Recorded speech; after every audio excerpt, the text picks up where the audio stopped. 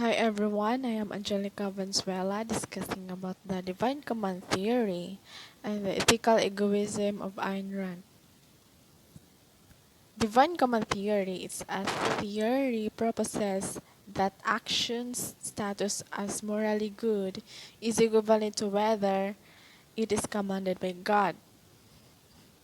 Whatever God's to do is the right thing when it comes to divine commands. Direct actions from God and from your conscience and your voice is the voice of God. So kinahanglan jud ta nga ay sa diri sa kani nga theory is kanang atong sundon jud kung unsa ang naanig kung unsa ang mga command ni God. And most of Christians relate it is the is from the Bible because it's quite lecturing the holy text. So naadyo diri tanan ang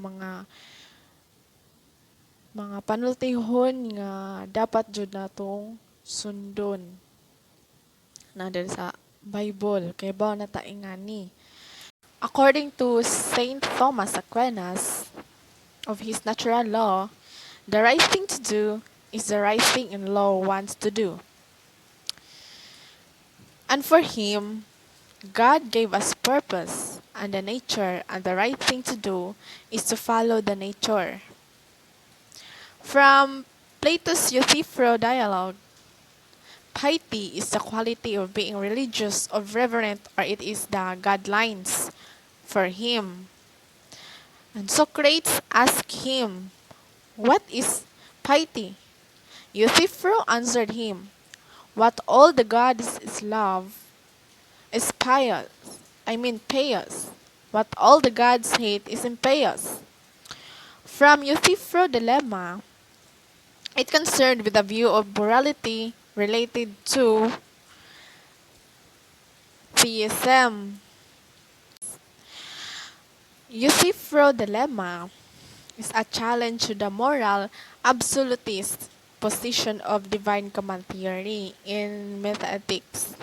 The first position is to state that God loves good things because they are good. This claim is generally a denial of divine command theory because it states that there is goodness that is determined independently of God. The second position is to assert that what is good merely because God says that it is good. If God's choices are arbitrary, then morality is not objective. From this theory, whatever God command us, dapat atong buhaton.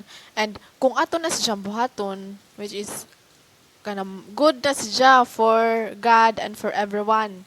Kay kibali mo ning anggi himo nga law ni God para atong sundon.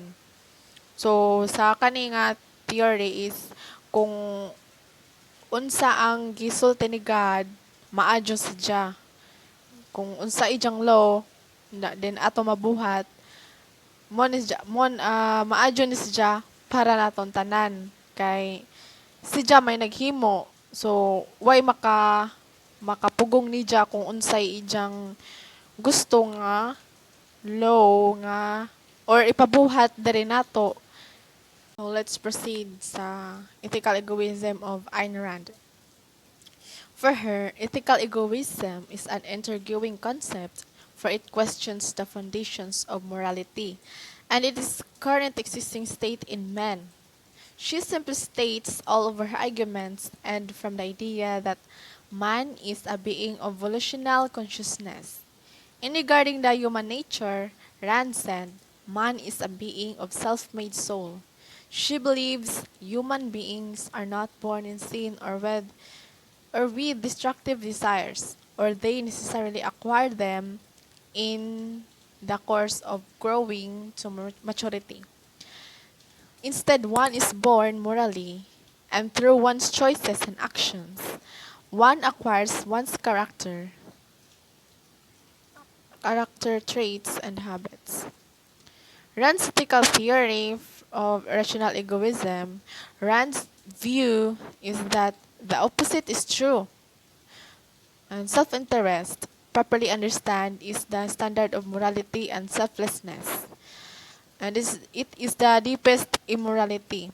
Self-interest, according to her, is to see oneself as an end in oneself.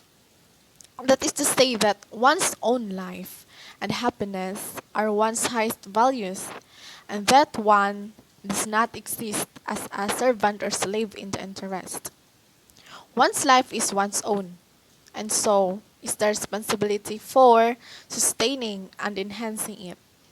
It is up to each of us to determine what makes our lives require, how best to achieve those values, and to act to achieve those values. Rand's ethics of self-interest is integral to her. And to her advocacy of classical liberalism, meaning the individual should be free to pursue their own interest. In other words, the moral legitimacy of self-interest implies that individuals have rights to do their lives, their liberties, their property, and the pursuit of their own happiness. The duties that we have is to balance our own interest against the interest of others. And egoism as morality, other people's interest count from a moral point of view. According to ethical egoism, we have no duties to others. In fact, each person ought to pursue his love or her own selfish interest exclusively. Ayn Rand's argument of altruism leads to a denial of the value of the individual. If a man accepts the ethics of altruism, his first concern is not how to live his life, but how to sacrifice it. The argument that since each person has one life to live, and altruism rejects the value of the individual, whereas ethical egoism views the individual's life as having supreme value, then ethical egoism is a moral philosophy